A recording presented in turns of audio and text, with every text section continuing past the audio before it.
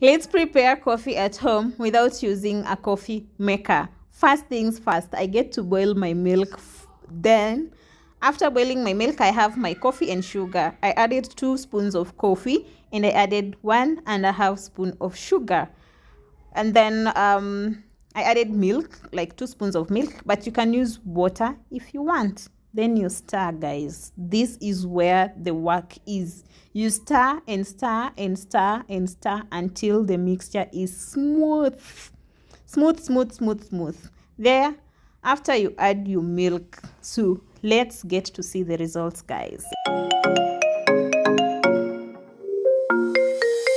There we go, guys. Just look at the coffee. It's that easy. Make your coffee at home without a coffee maker and come back and tell me how it goes. Thank you guys for watching. Please subscribe if you have not subscribed. Keep watching, like, and let's get to have our breakfast now. See you guys in the next video for more tips. Bye bye. Uchovu wa siku nzima, nafsi nataka nipongeze, umwagilie